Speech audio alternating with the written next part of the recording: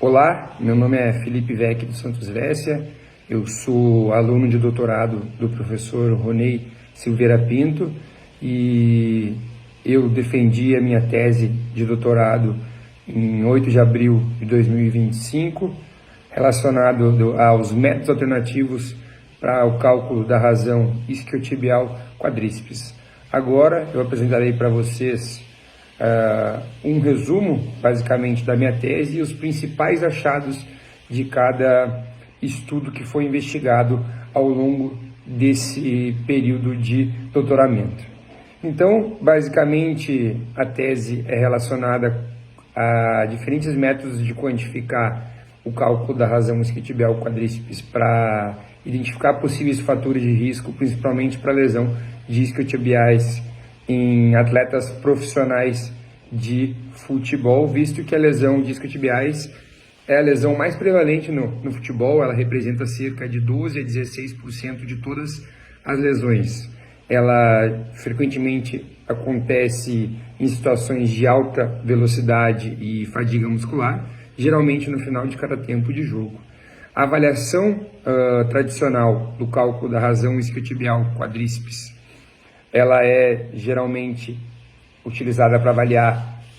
um fator de risco para lesão de isquiotibiais, e geralmente ela é calculada baseada no valor de força máxima, o pico de torque. Geralmente ela é avaliada em dinamometria isocinética durante a flexão e a extensão de joelho. No entanto, o pico de torque ele pode não refletir as demandas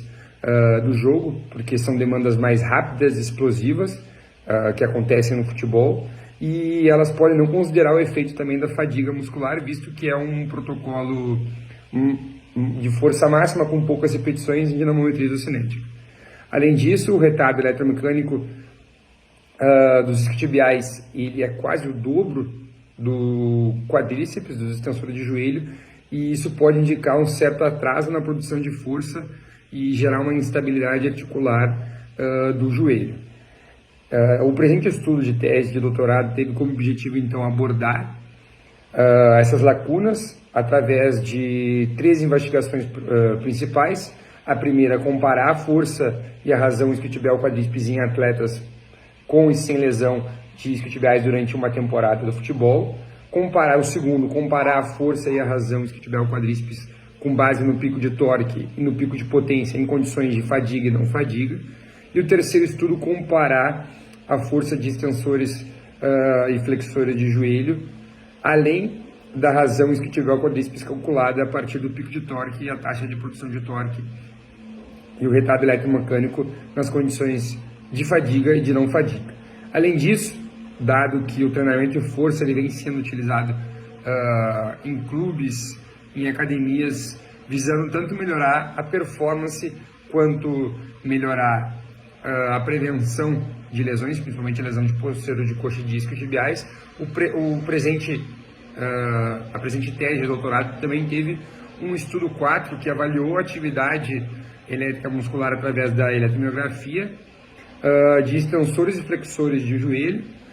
durante alguns dos principais exercícios de força que tem como objetivo reabilitar e prevenir lesões isquiotibiais, bem como também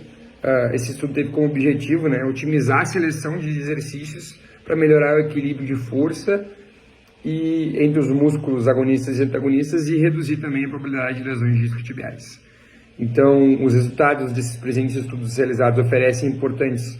insights sobre o equilíbrio de força entre os músculos extensores e flexores de joelho e uma possível relação com o risco de lesão de isquiotibiais em atletas profissionais de futebol. O estudo 1, então, demonstrou que os jogadores que sofreram lesões de isquiotibiais durante a temporada apresentaram razões isquiotibial quadríceps mais baixas durante a avaliação em pré-temporada, particularmente associada com altos níveis de produção de pico de torque do quadríceps, sem uma resposta proporcional com os isquiotibiais, sugerindo então que o desequilíbrio muscular ele pode ser um fator predisponente para lesões isquiotibiais. O estudo 2 comparou a razão isquiotibial quadríceps derivada do pico de torque e do pico de potência, observando que, embora ambas as medidas apresentassem uma boa correlação, elas não eram fortemente associadas, especialmente em condições de fadiga, ou seja, nem todo atleta mais forte com base no pico de torque era o atleta mais potente e vice-versa. E esses achados fizeram então que a razão calculada pelo pico de potência poderia representar um perfil diferente do desequilíbrio muscular, sendo variável uma potencialmente mais eficaz na identificação do risco de lesão de posterior de coxa em uma condição de fadiga e mais associado ao jogo de futebol. O estudo 13 ele investigou os efeitos da fadiga nos extensores e flexores de joelho e a razão calculada com base na taxa de evolução de torque, no pico de torque e o retardo eletromecânico. Esse estudo mostrou que a fadiga impactou mais significativamente os flexores de joelho ao longo do protocolo de fadiga e afetando mais a produção de torque e a taxa de produção de torque após esse protocolo de fadiga. E além disso foi identificado uma produção de torque, um atraso maior na produção de força nos flexores de joelho em comparação aos extensores de joelho antes e após o protocolo de fadiga. Isso vai destacar a importância de monitorar diferentes variáveis neuromusculares e fadiga para prever um possível risco de lesão discotibiais no esporte como o futebol, que vai demandar ações de velocidade, ações rápidas, ações de alta intensidade e que exigem uma alta ativação e recrutamento dos músculos posteriores de coxa. No último estudo, no estudo 4, foram avaliados diferentes exercícios de fortalecimento muscular e os resultados indicaram que o exercício de mesa flexora ele foi o que mais promoveu a ativação dos isquiotibiais,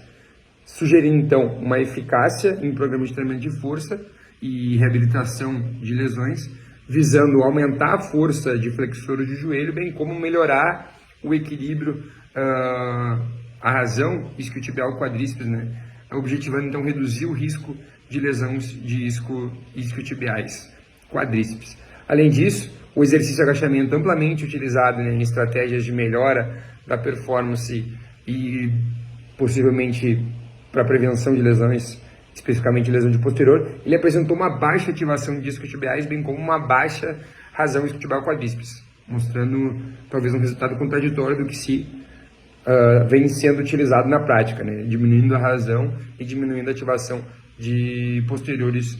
de coxa. Todos esses achados eles têm implicações práticas importantes para a medicina de esporte, a fisioterapia e treinamento esportivo. Primeiramente, monitorar a razão durante a pré-temporada, conforme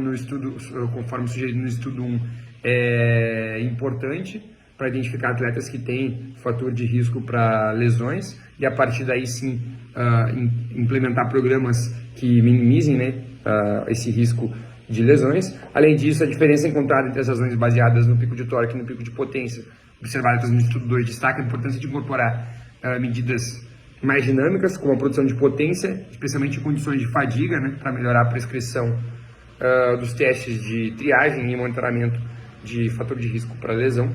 O estudo 3 sugere, então, que a fadiga tem um impacto significativo no desempenho neuromuscular, especialmente nos flexores de joelho. Então, enfatizando a necessidade de criar estratégias que tornem os atletas mais resistentes à fadiga, bem como avaliar também em condição de fadiga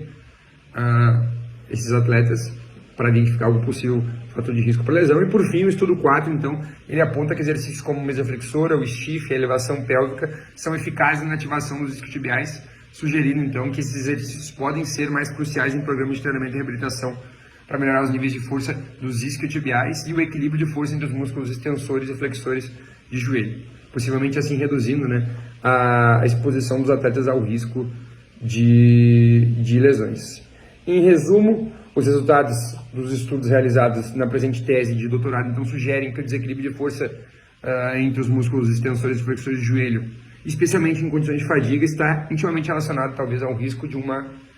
lesão de isquiotibiais em atletas profissionais de futebol. Então é imprescindível então, a implementação de programas de treinamento e reabilitação que promovam um equilíbrio adequado entre as forças de extensores e flexores de joelho, bem como a seleção de exercícios de força também tem que ser baseada nesses achados para ter um papel crucial num programa de prevenção, mais especificamente dessas lesões. Além disso, a avaliação das razões em condições dinâmicas, incluindo a produção de potência, em condição isométrica, incluindo taxa de produção de torque elas podem oferecer uma abordagem mais precisa para identificar um risco de uma lesão, especialmente em períodos mais críticos da temporada. Entretanto, futuros estudos são necessários com base na avaliação dessas razões e a predisposição, né, a predição de um fator de risco para a lesão desses atletas. Muito obrigado.